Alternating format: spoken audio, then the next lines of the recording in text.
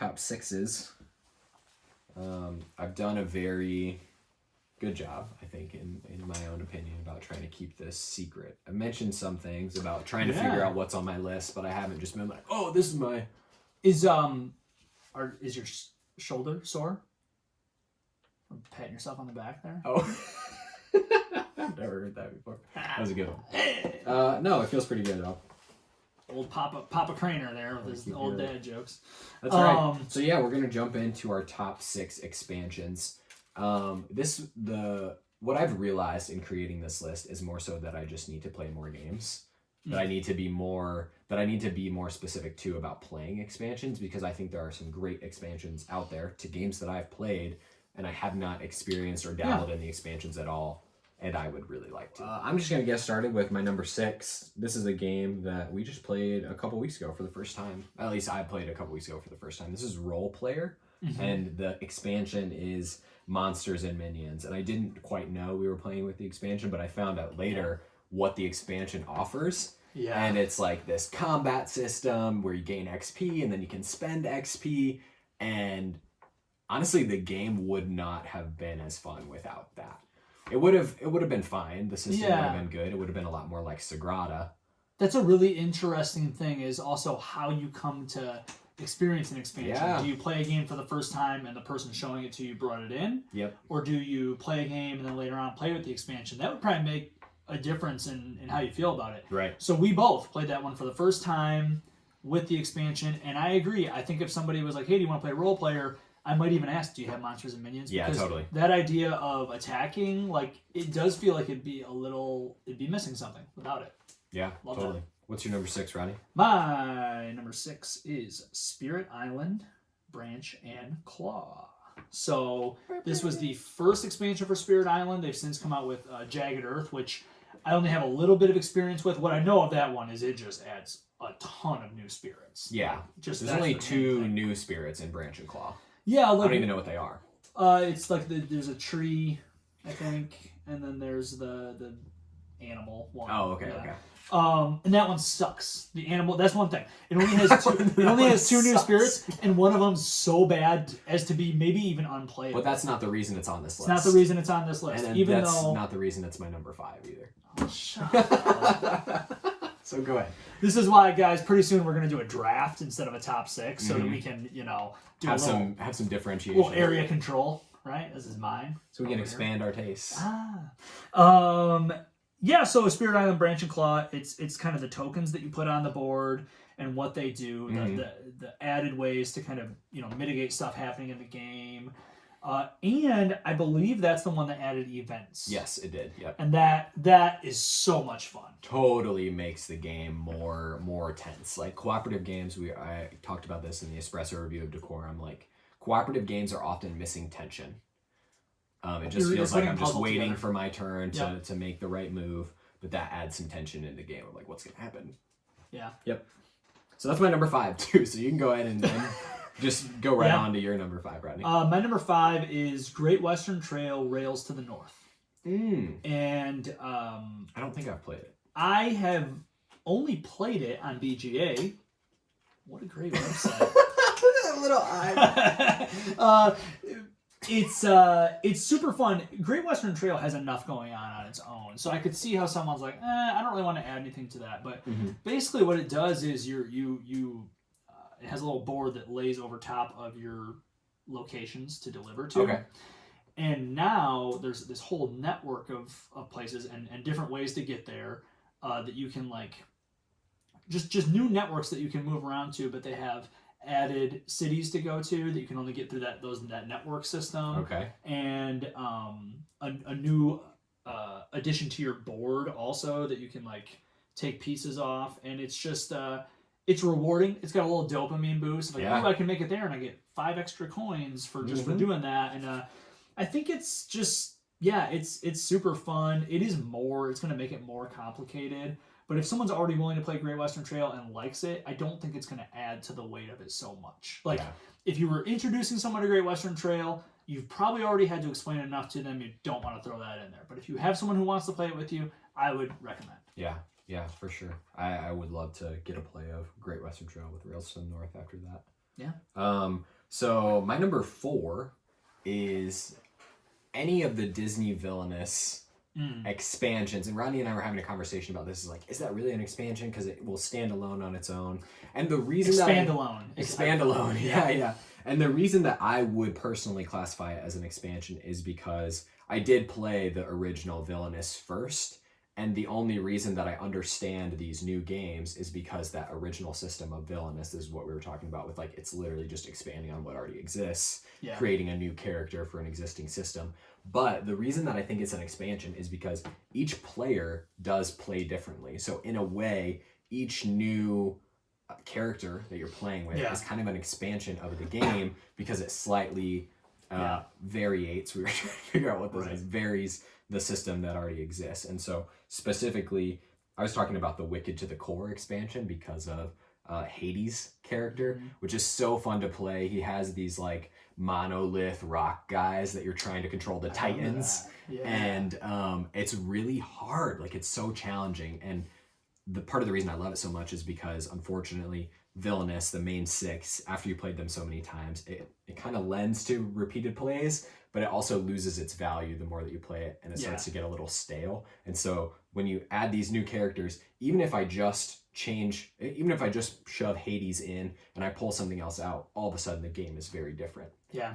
And I really like that. Yeah, really the only reason a person wouldn't call it an expansion is simply because you can play it on its own. But that shouldn't take away from the fact that we're literally talking about this first box got introduced 4 years ago or whatever. Yeah. And then they are regularly putting new stuff out that you can add into that game. Yeah. If that's not an expansion, I don't know what is. You know, Dice Throne goes this way. Unmatched is this way, where it's like, yes, they are on their own, but you can kind of think of them as expansions for sure. Right. Yeah. What's your number 4, Rodney? My number 4 is Wingspan Europe. Oh. I love Wingspan. Our family loves Wingspan. This is one that could get played tonight because I'm going to bring Wingspan and all the Europe stuff I fit into the main box. What is it about Europe? Because I've heard a little bit of like, oh, this isn't really much different, but what is it about Europe? Well, that's actually why I like it so much. So it's adding in more birds. It adds like one new bird power, the yellow powers, which is at the end of a round, you know, and then, you know, the text that fills. And I like that it's just a subtle shift. It's a very subtle game, right? It's just the everything about it, right? Yeah. Subtle artwork and color and everything. It just feels, and so it's like, yeah, we're just gonna add one little thing in here. Oceania adds a lot. A whole new currency, new dice you have to play with. Some people love playing with everything thrown in together. I just like that little addition of the yellow powers, a few new birds, and just. And a score pad that was purple. That was lovely. Lovely, yeah. No, so I mean, I think the things some people hate Wingspan, some people love it. The people who love it probably love it for its kind of delicate artwork and all those things. And Europe just kind of emphasizes that. Just here, I'm gonna highlight some of those things. It's not some big bombastic change to the game, right? But that's kind of why I like it. Yeah, totally love it. My number 3 is the Adventures expansion for Dice Throne. It's kind of weird because it doesn't stand on its own, but it completely changes the game. It takes a competitive game and turns it into a cooperative one, which I think is really cool. There's not many games that where an expansion will do that to the game. But again, the same system exists with Dice Throne. Big chunky dice, rolling them around, trying to connect certain... It's Battle Yahtzee. It is. But it's so much fun. And all of a sudden now, me and some other guys, I specifically play this game with like 2 other people that I have in mind. Whenever I go back home, we play Dice Throne Adventures. And it's so much fun where we like team up and fight this like, these monsters and work our way through. It's a dungeon crawl, but I love it. I already love Dice Throne, and so to make it a cooperative game and just change it up a little bit, it's so fun. That is a great example of what an expansion can do to be worth its cost, right? Yeah, because it does cost just about as much as a normal box of. I'm sure it costs 1 or 2. Of all the guys, I'm sure it does. Yeah. So, but it's giving you an option. I want to play this cooperatively. You can't do that really any other way unless you house rule the crap out of it. Like, you can't do that. So, and you won't always want to. So keep it on the shelf, we're going to battle each other. Yeah. Bring it out, we're going to cooperate. I know Orleans has an expansion like that. Invasion makes it cooperative. There's probably other games too. That's a really cool example of like, hey, I'm going to get that. It's an option, but it actually earns its keep because it's doing something so different. Right. That I can, Having options with expansions is important too. I think I like it. Go ahead. My number 3 is probably on your list too. Champions of Midgard, Valhalla. We keep doing this order thing where you share yours and it happens to be my next one. It is your next one. So this is my number 2. Yeah. So, I would never show this game to anyone without Valhalla, not because it's bad on its own, but because Valhalla's that good. If you're not familiar with Champions of Midgard, you're going to roll dice. Well, you're going to do worker placement to gather some stuff, including your dice. Your dice are your warriors. You're going to roll those dice at some big monsters. You're going to hope you land on your axes and your swords and your bows and your whatever to get hit points against them. But if you don't, that's bad. And the monster's going to hit you back for something. Right. And you lose those dice when it does. Which, in the base game, you want that tension. Like, do I really want to fight him because I might lose my guys? But that's it, and it just kind of feel bad. Yeah. Valhalla, if you know anything about Norse mythology, you're gonna send those souls off to the afterlife, and you're gonna get a reward for it. And it creates this little market system where I'm using my dead. I'll give you 4 dead Vikings for this new ability. And it gives you a leader die that lets you stand out kind of asymmetrically from the rest of the team. And it is more to consider, but what I found was, I showed it to you and Joel, I showed it to my sister-in-law Clarissa, right off the bat, and everyone I've ever shown it to is like, yep, I'm ready to go. Right. And when I told them later on it was an expansion, they're like, oh, you should definitely play with that. Yes, every time. I don't have anything to add to that, honestly. I think you said it perfectly. So Valhalla is my number 2. You don't want to expand on what I have to say? Don't want to. So come at me with your number 2. My number 2 is an interesting one. It is the Captain America Hero Pack from Marvel Champions. Okay. And I'm highlighting it because I love Marvel Champions. And Captain America Hero Pack was the first thing I ever bought outside of the base box. Since then, I bought plenty of things. Everything that is available now. I do have. Woo! Yeah. Officially. I got to get Spider-Ham and the SPDR robot girl when they come out. But it really was a cool moment when it showed up at my house, and I busted it open and I looked at these new cards. I have Captain America is my brother's favorite superhero, and so there's an emotional connection there and stuff. Just seeing some of those allies and his powers, and then playing it for the first time, like, oh cool, this card lets me throw my shield and I hit all these guys and it comes back to me, like, that's super cool. Right. And it really was like, oh man, when's the next thing coming out? And usually Marvel Champions is releasing something every month. Yeah. Right? COVID messed with that a little bit, but new hero pack or a new villain or a big, so it's kind of like that sort of turned me on to the idea of, I want to collect this game. Yeah. The next one after that was Thor.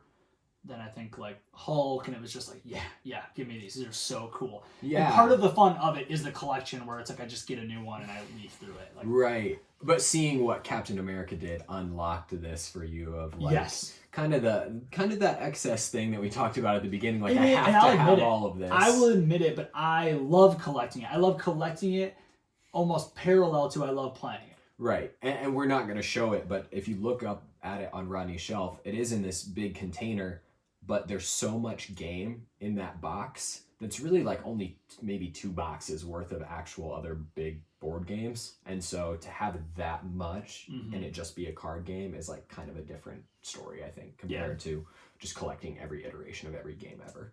Yeah. So what's your number 2, sir? I'm on to number 1 because we crossed over those 2 times. So I'm on to my number 1, which has appeared in a previous episode. This is my number 1 game of all time. And it's because it is the Cities and Knights expansion to Catan. You need both of those full things to play this. I need to have bought Catan originally, and you add Cities and Knights on top of it.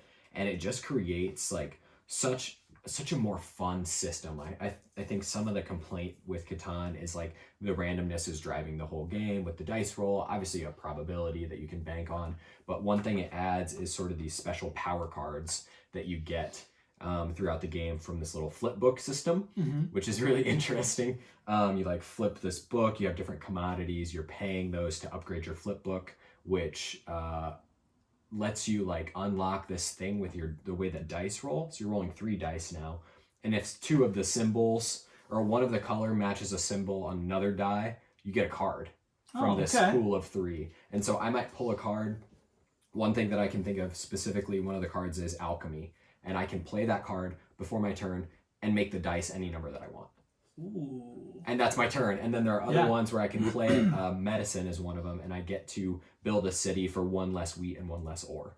And like there's this whole cool system where you have just little special powers, only one time activated. You play the card, and then it also adds a semi-cooperative element. The whole knights part of it is that the 3rd die are the barbarians, and they're slowly moving towards the island, and you have to have enough knights on the board to defend against the barbarians. And the person who doesn't or who, if you don't defend fully, you have to have knights equal to the number of cities that you have on the board. And so if there are seven cities on the board, you have to have 7 knights. Okay. Well, if we don't have 7 knights, and I'm the person who played the least number of knights, I lose one of my cities. That gets you. So the Game of Thrones Catan uses that. Okay. Right. The stuff's coming in from the north, and So if the barbarians pillage us, and I have the least number of knights, or rather, I should say, I don't have the number of knights to match the number of cities that I have. Okay. So the person who doesn't match up their city number will lose one of them. So is that anyone who doesn't match up their city number? No. So if we complete it, like I think you've got 6 knights that you can play. Some of them are 2 strength, some of them are bigger, and so like essentially one person could protect the whole island. And if that's true, then it doesn't matter if I haven't played any. But if you don't get anything for being the one who did the most? You do. Okay, that's good. Otherwise, so you either will, if you are the outright leader, you'll get a victory point. And if you're tied, you'll get to choose a card from one of those 3 sort of power-up piles. It's so fun. It's so good. It adds it's all new systems, basically. Like added dice, added the flip book, added 3 new resources. But it's so fun. It makes the game so much better. Nice. Love it. I would like to play that sometime. You're itching to play it now. I can see it on your face. I would like to play that sometime. And if you're not familiar with our channel, that means something. It means a lot. My number 1 is Everdell Spirecrest. Here's what I like about it. I've never played Everdell Pearlbrook. Say that 10 times fast. Pearlbrook. How now, brown cow? That adds a new resource to the game, and like these like monument things or whatever. It looks, when I see it adds complexity to it, which isn't really necessary. Everdell's already deceptively complex for being a family weight game. Like there's enough going on and enough synergizing if you want to win that I don't think it needs to be more complicated. What Spirecrest does that I love is it only affects the in-between season cleanup. Well, I mean, things will happen that might affect you, but you're only doing extra stuff when you go from season to season. So in Everdell, I use up all my workers and my cards and my resources, or I choose to pass. I go to a new season. I get more workers. Maybe I trigger off some cards or whatever. In the regular game, that's it, and that's all it needs to be. Everdell on its own is great. What happens in Spirecrest is you got a little traveler on this addition to the board. Yeah. And he goes down, and he's the first one flips over a weather card, which is something bad that you're gonna have to deal with in the next round. Like it costs you 1 extra resource to build everything because it's a storm or whatever. Then you're going to get to purchase from like a market of 3 cards, and some of those, if you've seen our top 10 components or top 6 components, top 10. Sorry, get out of here. I would never do that. Big chunky meeples that you're putting little meeples on. The moose is my favorite. Not only are they there for the aesthetic, hilarity of them, but like they break the game in some way, right? They have some extra ability. And that's super fun. Or you get like a new scoring thing. That could be one of the cards. I'm going to choose this one if at the end of the game I have this thing that already matches with my game plan. I'm going to score more. And that's pretty much it. Like it's just giving you more ways to score. but I don't think it adds to the complexity. I think it fills out the game by giving you a little bit more to do on it. In Everdell, a turn where you go to a next season is like a pass. Here, it's like you almost can't wait to do it. Like, ooh, I'm gonna get to like see some new stuff and add to my engine type Sounds of thing. awesome. I can't wait to play that. So, Hey, a there we tableau go. builder for Connor. I mean, I loved Everdell when we played it. So, I was gosh. nervy. yeah. So that's our top 6 board game expansions. Yes, it is, and that's our podcast for this week.